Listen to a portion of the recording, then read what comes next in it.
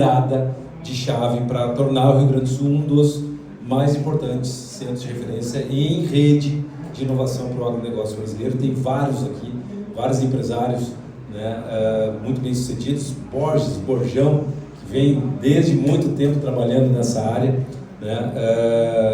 É bacana de ver esse resgate, Borges, do que a gente está tentando organizar aqui. Só pegando um gancho, Simone, o final do lançamento do edital, 12 de outubro, é o dia do engenheiro agrônomo. Então, por isso que é feriado nacional. Então, é por isso que eu, como engenheiro agrônomo... E como não existe acasos nesse universo. Exatamente. Então, tudo está conspirando a favor. Então, de imediato, também falei com o Caio aqui, provavelmente vem o nosso secretário, Giovanni Feltz, está terminando uma entrevista aqui na imprensa aqui ao lado, e aí a gente inverteu, né? Passamos contigo. Ótimo esse momento aí do Centro de Inteligência do Agro, que a gente faz parte, e eu sempre digo, a Riagro, ele é um apoiador, e a diferença do centro não é a gente tá disputando o território, ao contrário. O centro tem um caráter mais público, mais de Estado, e a gente, como instituições de ciência e tecnologia, apoiando, mas também tendo nossa independência de atuação, dependendo do gestor de plantão, a gente continua dando essa frequência, né, e não ficar no eletrocardiograma, né? Então, dentro dessa linha, já conversando com o César, eu acho que nós também estamos ganhando um bom alinhamento com o mapa, e a gente está muito ansioso para escutar a tua fala aqui. César, bem-vindo. Boa tarde. Depois da fala da secretária, não tem hipótese alguma do Rio Grande do Sul estar fora do mapa de inovação do Ministério da Agricultura. É um desafio estar aqui, né, e falar depois da secretária. E com todo mundo que eu falei, né, sobre inovação aqui nessa feira, você vê o olho deles brilhando, né, e isso é um motivador para que a gente se aproxime mais disso e consiga propagar isso pelo Brasil, né, não ficar só aqui no Rio Grande do Sul.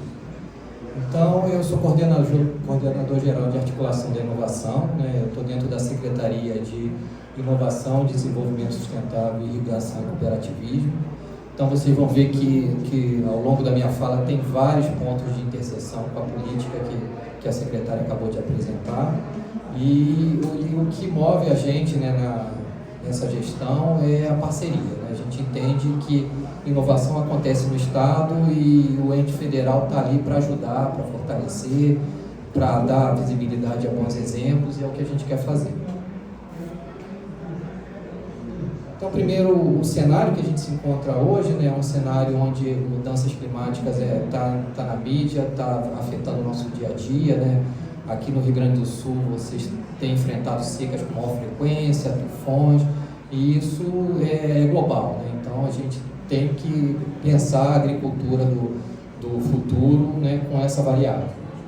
Ao mesmo tempo, né, isso serve como pretexto, né, para ser uma barreira ao crescimento do agro brasileiro, né? A gente é protagonista, né, na exportação, né, na produção, e a gente joga jogo de gente grande, né? Então, quando eles puderem usar, né, a questão ambiental como um pretexto, né, para atrapalhar, né, o nosso desenvolvimento, eles vão usar, e a gente tem que jogar esse jogo, né? Tem que aprender a jogar. Mas ele não é só coisas negativas, né? A gente tem, por outro lado, né, tem o desenvolvimento da agricultura 4.0, né, novas ferramentas de edição gênica, né, o uso das ferramentas digitais, né, inteligência artificial, Big Data. Isso tudo para fazer o quê? A gente conseguir produzir mais com menos, né, e acoplando a sustentabilidade ao byte, né, e aí com isso ter um resultado para a gente continuar competitivo, para a gente continuar liderando o agro. Tá?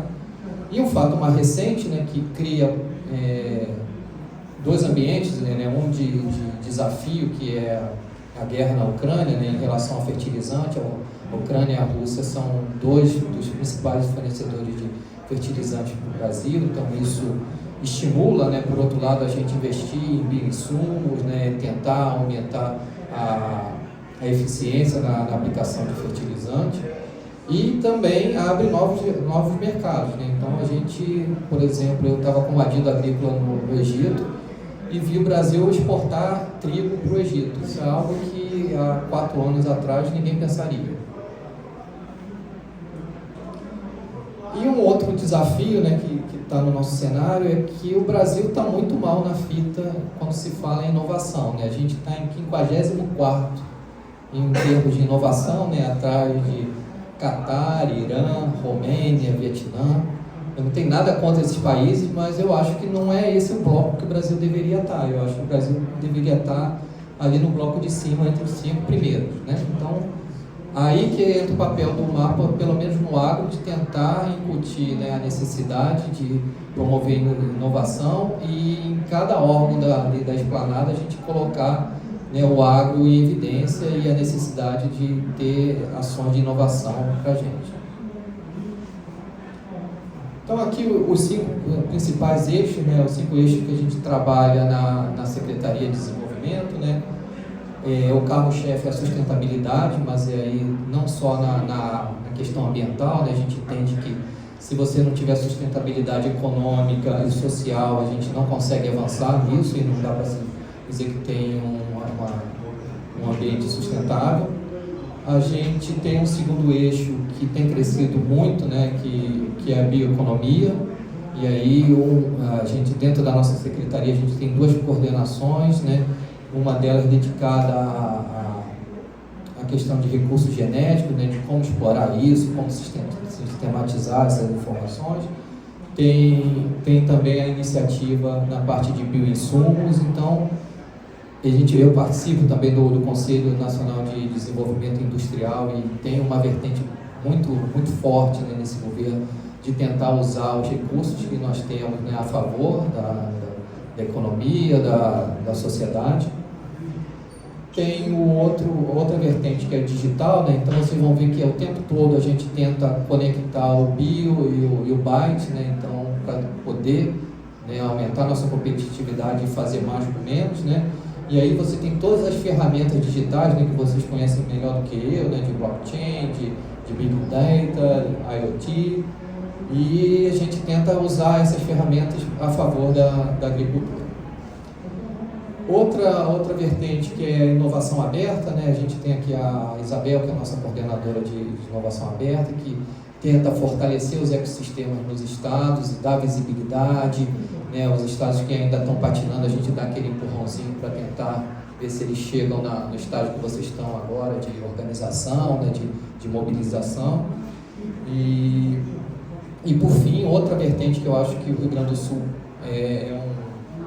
pode liderar esse processo e ser protagonista, né, a parte de food tech, né? Você tem uma série de novos alimentos surgindo, né, alguns de proteína plant-based, né? Então a gente tem algumas iniciativas aqui com o Rio Grande do Sul, né? A gente financiou um laboratório, né, de food tech, né, junto a Santa Maria, né, para servir de espaço, né, para essas empresas inovadoras poderem testar seus produtos, né?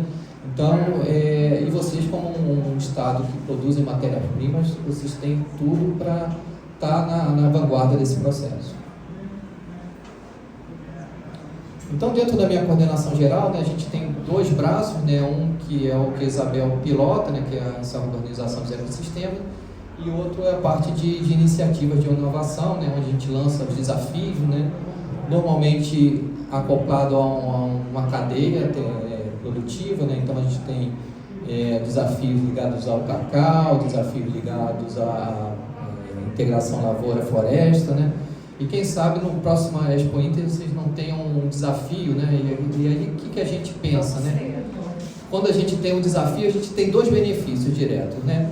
Um, você está pegando as dores do produtor rural e buscando uma solução para ela. Então, se você consegue isso, você resolve o problema.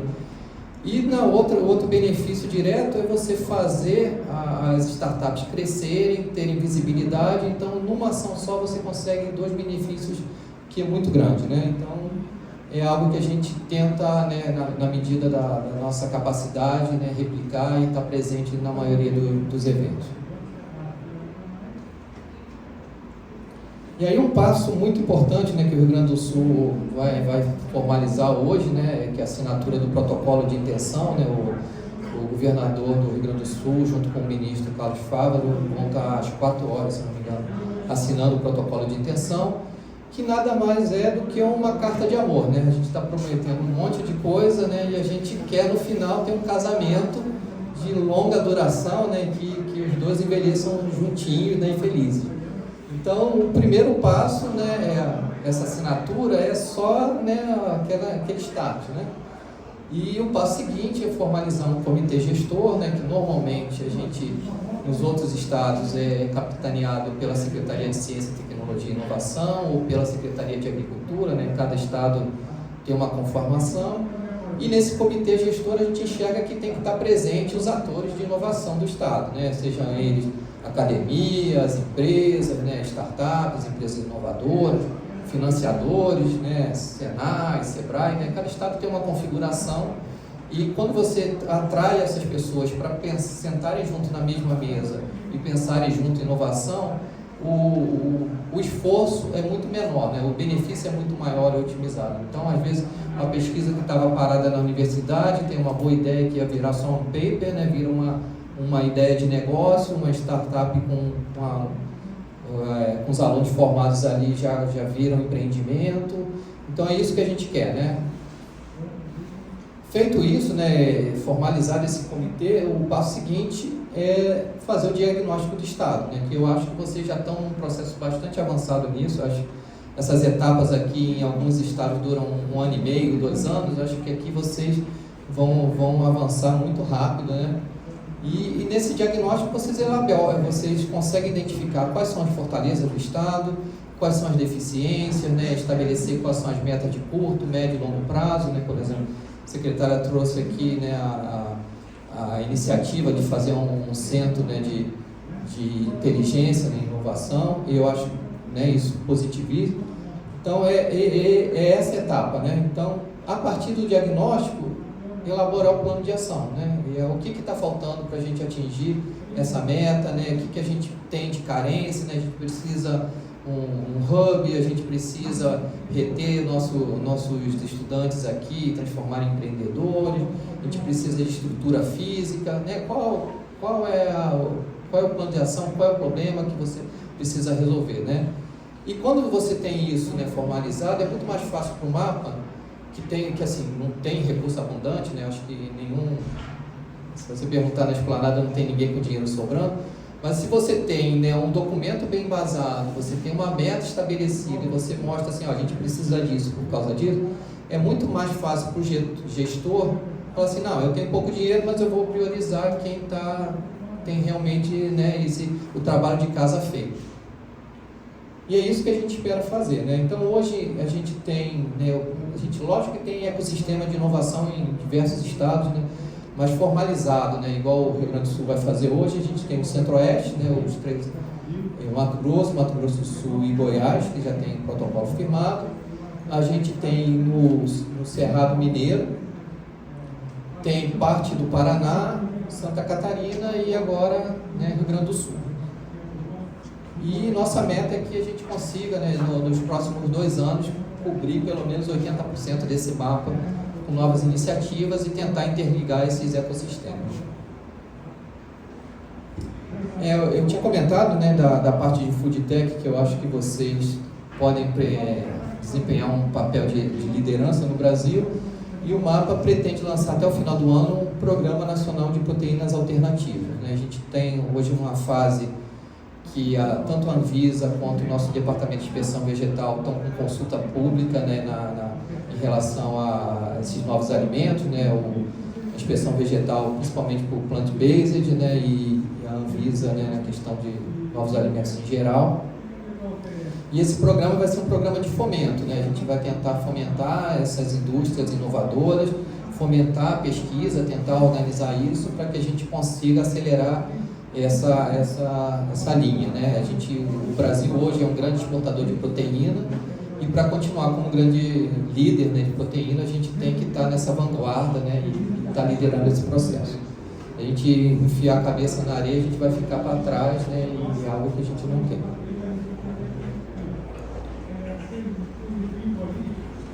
E aqui Uma outra iniciativa do mapa que eu acho que a Riagro vai desempenhar um papel muito importante, né? A gente está confeccionando uma plataforma que a gente pretende que seja referência mundial de inovação no agro, né? Então vai ser uma plataforma interativa que vai ter todos os atores de inovação do Brasil. A gente já começa a pensar nessa plataforma, ela multilingüe, né? Então ela vai ter português, inglês, espanhol, a gente quer para outros idiomas, né? Talvez mandarim, né? E por que isso, né? Porque quando tiver um fundo de investimento no Oriente Médio ou na Ásia que quer falar assim, eu quero colocar dinheiro no agro do Brasil, ele pode até não colocar dinheiro ali, mas ele vai começar a pesquisa dele pelas empresas que tiverem ali, pelas informações que ele tiver nesse portal. Então a gente quer que tenha as empresas, né, os usuários tenham um perfil de navegação, então a startup vai fazer um caminho, investidor vai ter outro, e o que a gente quer, né, a gente já conversou com a Embrapa, já está conversando com outros parceiros, de agregar o maior número de parceiros, organizar essa informação ali no mapa e replicar o segredo de Tostines, né? Por que vai ser mais sucesso? É porque tem mais gente, vai ter mais gente porque é um sucesso, e a gente quer que, quando você pensar em inovação no agro, ali seja a porta de entrada. E já finalizando aqui, né, o que a gente pensa que é um valor para quem formaliza esse instrumento de protocolo de intenção com o mapa, né? Primeiro é a questão de recursos, né, de a gente tentar priorizar ações onde a gente já conhece, né, o ecossistema, onde a gente já vê, né, que tem progresso, que tem ações. É a possibilidade também de se conectar a outros ecossistemas. Então, quando você é uma empresa aqui no Rio Grande do Sul e está associado ao ecossistema e está nessa rede de ecossistemas do mapa, você amplia teu campo de ação. Então, uma solução daqui pode estar sendo usada em Rondônia, no Ceará, no Centro-Oeste. Então, assim, é um ganho, né, você ganha escala, né? E outra coisa também, você consegue atrair pessoas que para esse ambiente, né? A secretária citou, né, que vocês não conseguem atrair, então é uma oportunidade de mostrar o trabalho que vocês estão fazendo e virarem um polo de atração. Outra coisa que a gente acha que oferece tanto no mapa, né, na esplanada, diversas vezes a gente recebe grandes empresas procurando oportunidades no agro e saber como que eu faço para investir, né? E aí tem o caso do Porto de Açu, que é um porto no norte do Rio de Janeiro, que a vocação dele hoje é petróleo e minério, e ele quer diversificar e falou assim, mas o que eu posso fazer no agro? E a gente falou assim, você podia investir em um centro tecnológico para novas proteínas, né, fazer pesquisa, em vez de exportar soja, porque a gente não exporta o ingrediente de soja para um plant-based, né? Então, isso a gente pode também trazer essa informação para quem está junto da gente, né? Por fim, a gente tem uma rede, né, hoje de 28 adidos agrícolas, né, nos principais mercados. Eles estão ali fazendo promoção comercial, prospectando oportunidades, né, pode fazer promover a colaboração entre empresas do Brasil e do exterior, divulgar a iniciativa. E uma rede ampliada ainda, a gente tem uma rede de inovação nas embaixadas do Brasil, cerca de 55 embaixadas. Então o mapa se predispõe a intermediar isso e auxiliar, né? E isso, né? Eu tentei correr aqui para vocês não cansarem de mim, né? Eu deixo meu e-mail, né? Meu WhatsApp, né? Sintam-se à vontade, quem precisar, né? A gente está conversando já com o Livro Rock, agora com a secretária, e é um prazer poder, né, botar o Rio Grande do Sul nesse mapa do mapa, né? Obrigado.